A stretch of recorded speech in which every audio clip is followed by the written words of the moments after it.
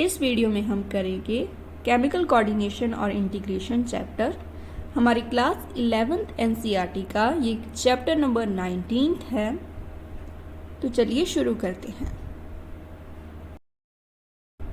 सबसे पहले हम करेंगे न्यूरल सिस्टम और एंडोक्राइन सिस्टम में डिफरेंस। न्यूरल सिस्टम न्यूरॉन्स के थ्रू काम करता है। न्यूरॉन्स यानी कि नर्व फाइबर्स, ये पॉइंट टू पॉइंट जुड़े होते हैं। सेकेंड पॉइंट है कि जो न्यूरल सिस्टम है वो काफ़ी तेज़ होता है, रैपिड होता है।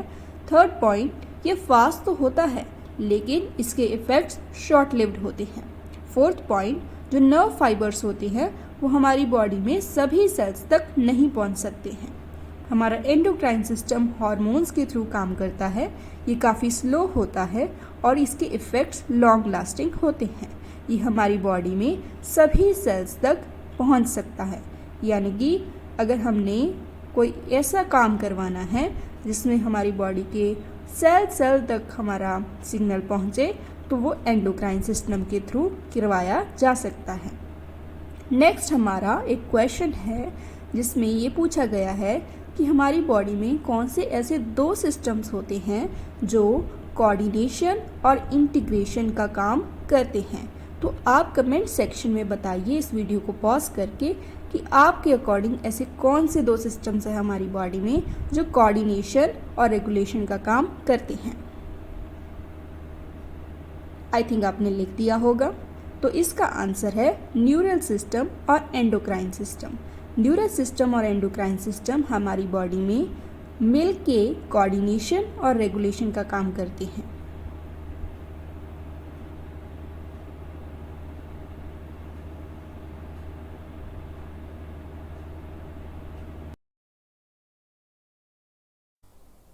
अब हम शुरू करने जा रहे हैं इस टॉपिक की एनसीईआरटी रीडिंग। तो हमारा चैप्टर नंबर है 19, नेम है केमिकल कोऑर्डिनेशन एंड इंटीग्रेशन। हमने अभी तक इंट्रोडक्शन पैराग्राफ कर लिया है, तो चलिए पढ़ते हैं। You have already learn that the neural system provides a point two point rapid coordination among organs. तो जो हमारा न्यूरल सिस्टम है वो point two point rapid coordination provide करता है। The neural coordination is fast but short lived. जो neural coordination होती है वो फास्ट होती है लेकिन इसके इफेक्ट्स शॉर्ट लिव्ड होते हैं। As the nerve fibers do not innervate all the cells of the body and the cellular functions need to be continuously regulated, a special kind of coordination and integration has to be provided. तो यहाँ पर कहा गया है कि जो nerve fibres हैं हमारी बॉडी के सभी सेल्स को इनर्वेट नहीं करते हैं, लेकिन हमने सेलुलर फंक्शन को कॉन्टिन्यूसली रेगुलेट करना है। तो इसके लिए हमें एक सिस्टम चाहिए जिसका नाम होता है एंडोक्राइन सिस्टम। वो केमिकल कोऑर्डिनेशन और इंटीग्रेशन प्रोवाइड करता है through hormones. This function is carried out by hormones. The neural system and endocrine system jointly coordinate and regulate the physiological functions in the body. तो हमारे दो body के systems जो coordination और regulation करते हैं हमारी बॉडी के फिजियोलॉजिकल फंक्शंस का, वो होते हैं न्यूरल सिस्टम और एंडोक्राइन सिस्टम। ये दोनों जॉइंटली काम करते हैं। अब हम करने वाले हैं एनसीईआरटी का topic 19.1, endocrine glands and hormones.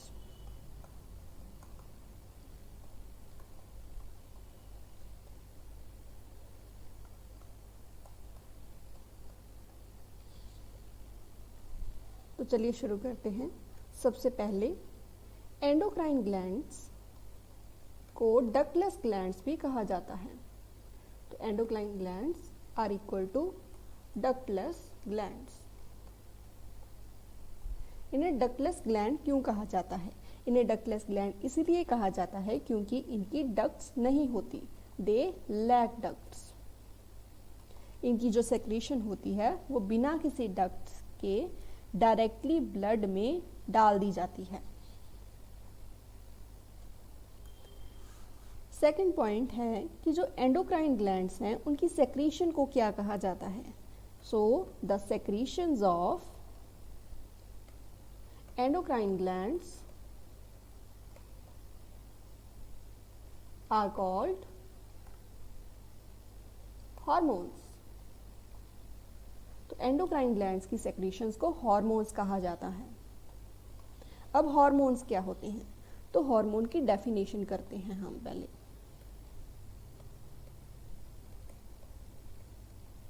Hormone की एनसीईआरटी में 2 डेफिनेशंस दी गई हैं।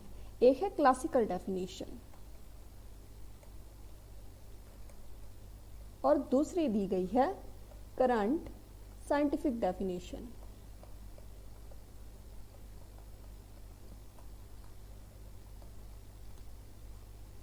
तो पहले क्लासिकल डेफिनेशन देख लेते हैं।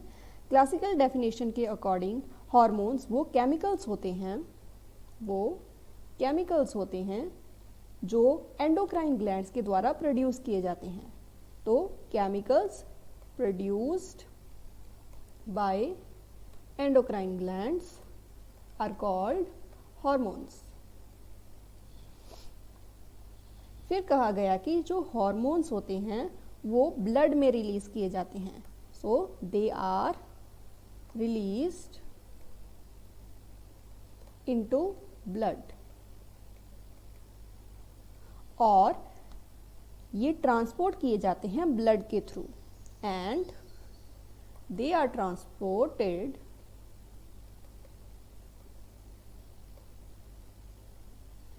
Via blood. जो हार्मोन्स होते हैं वो टारगेट ऑर्गन के ऊपर वर्क करते हैं। So they act on target organs. तो हर हार्मोन हर ऑर्गन के ऊपर काम नहीं करता है। स्पेसिफिक हार्मोन स्पेसिफिक ऑर्गन्स के ऊपर काम करते हैं और उस ऑर्गन को, उस हार्मोन का टारगेट ऑर्गन कहा जाता है। और जो टारगेट ऑर्गन्स होते हैं वो हमेशा डिस्टेंटली लोकेटेड होते हैं। So target organs are distantly located.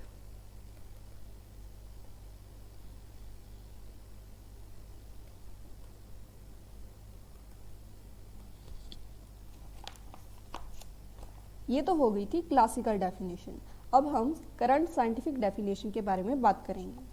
Current scientific definition के अकॉर्डिंग हार्मोन्स के 3 फीचर्स बताए गए हैं। कौन से? हार्मोन्स नॉन न्यूट्रिएंट केमिकल्स होते हैं। दूसरा पॉइंट है कि हार्मोन्स इंटरसेलुलर मैसेंजर का काम करते हैं। They act as intercellular messengers. और तीसरा फीचर है कि they are produced in trace amounts.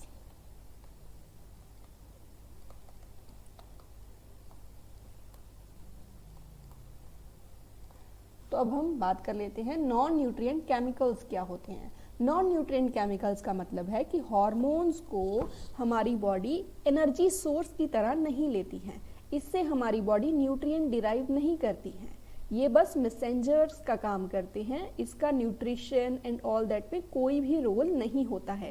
Hormones को हम खा नहीं सकते हैं। सेकेंड पॉइंट है they act as intercellular messenger. 2 cells में ये मैसेजिंग का काम करते हैं। थर्ड पॉइंट है they are produced in trace amounts, यानी कि हार्मोन्स हमारी बॉडी में बहुत ही कम मात्रा में चाहिए होते हैं और उतने में भी ये अपना काम बहुत ही अच्छे ढंग से कर लेते हैं।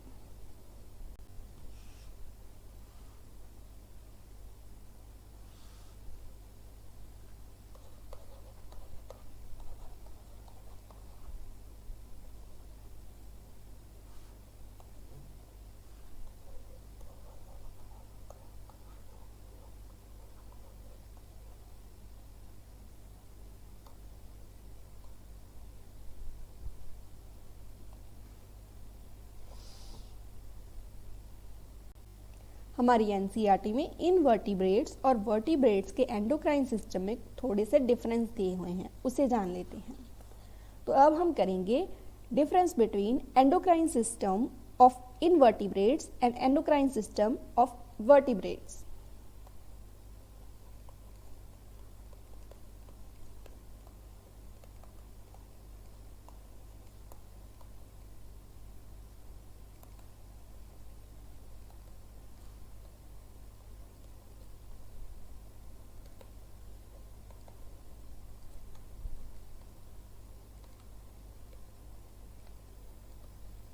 तो जो हमारा इनवर्टिब्रेट्स का एंडोक्राइन सिस्टम होता है वो बहुत ही ज़्यादा सिंपल होता है। इट इज़ वेरी सिंपल और उसमें बहुत ही कम हार्मोन्स होते हैं, तो they have very few hormones. लेकिन हमारा वर्टिब्रेट्स का एंडोक्राइन सिस्टम काफ़ी कॉम्प्लेक्स होता है और इसमें बहुत सारे हार्मोन्स होते हैं, so they have a large number of hormones.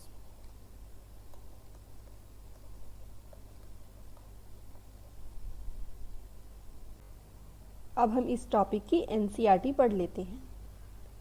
19.1 topic है एंडोक्राइन ग्लैंड्स एंड हार्मोन्स।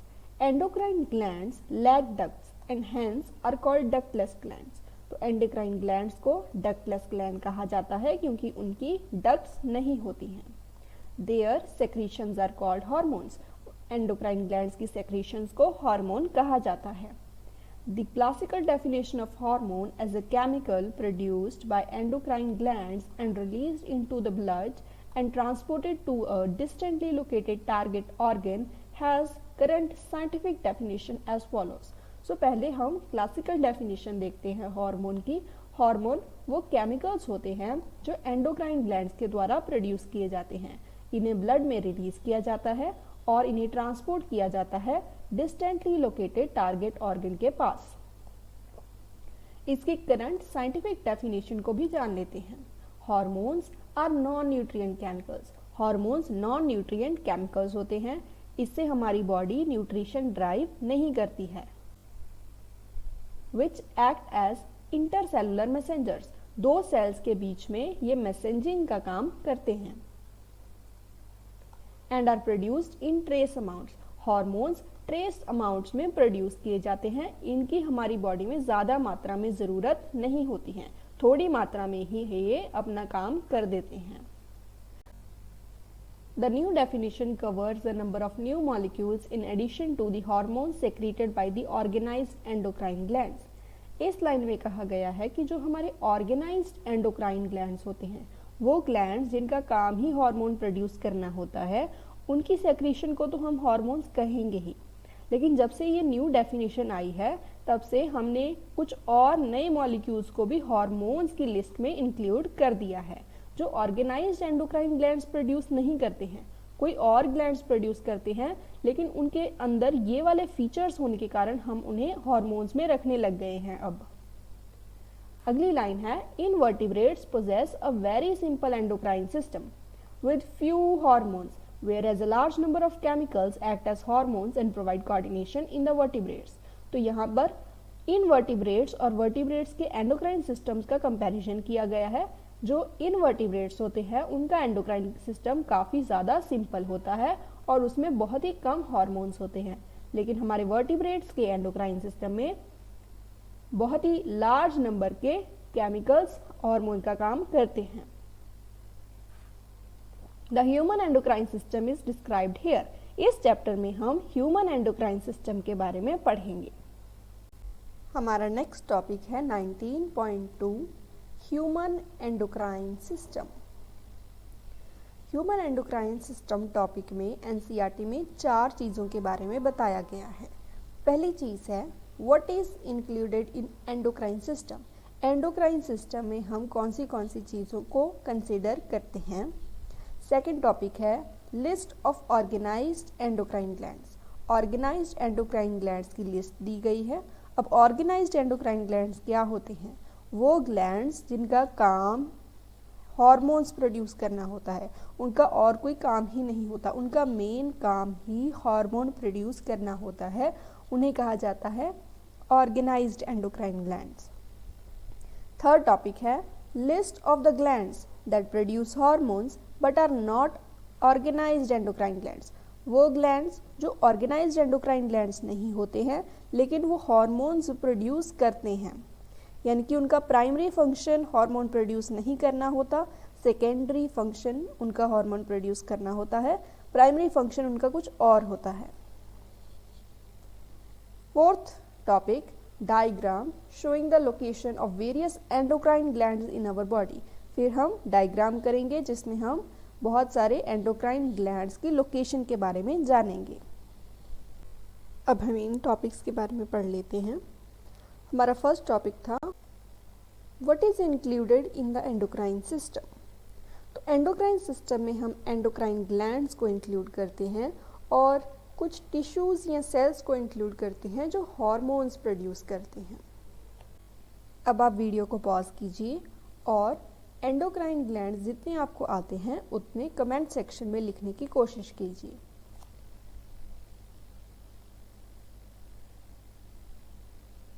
तो आई थिंक आपने लिख दिए होंगे। अब मैं आपको बताती हूँ, हमारी बॉडी में 8 ऑर्गेनाइज्ड एंडोक्राइन ग्लैंड्स होते हैं। देखिए कौन से pituitary gland, pineal gland, thyroid gland, pancreas, parathyroid gland, thymus, adrenal gland और गोनैड्स।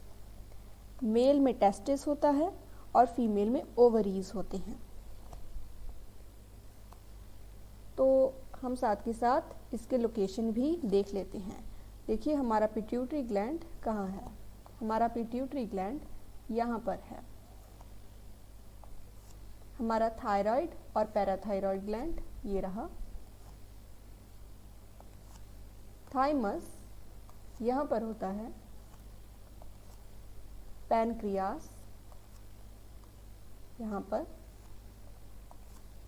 एड्रिनल ग्लैंड किडनीज के ऊपर कैप की तरह होता है, दोनों किडनीज के ऊपर होता है। हमारा ओवरीज फीमेल में होता है और टेस्टिस मेल में होता है।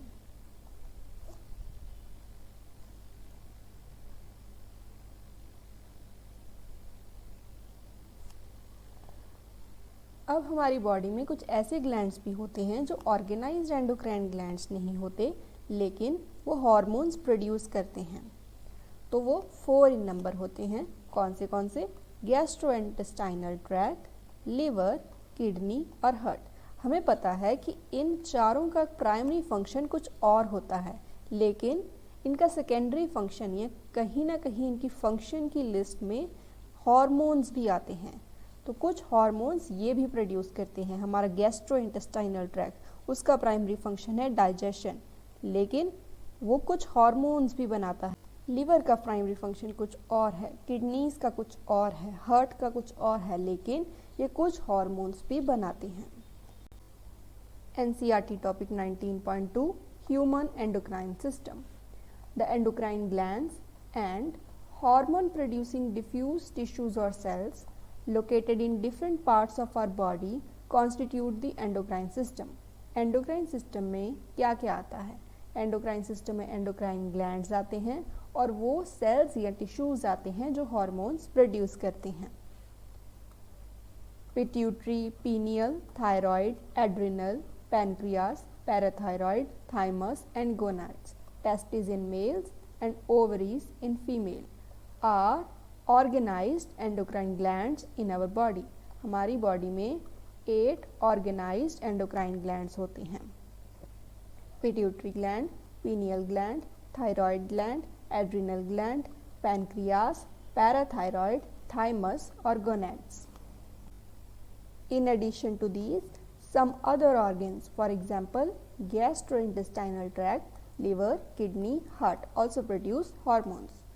तो इन 8 के अलावा ये 4 भी हार्मोन्स प्रोड्यूस करते हैं। A brief account of the structure and functions of all major endocrine glands and hypothalamus of the human body is given in the following sections. आगे हम डिफरेंट टाइप के एंडोक्राइन ग्लैंड्स और एक और चीज़ hypothalamus के बारे में पढ़ेंगे। ये डायग्राम हमने कर ली है।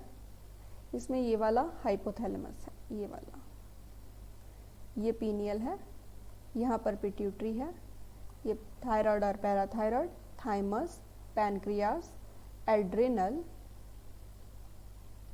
और ये रही हमारी ओवरीज और ये रही हमारी टेस्टिस।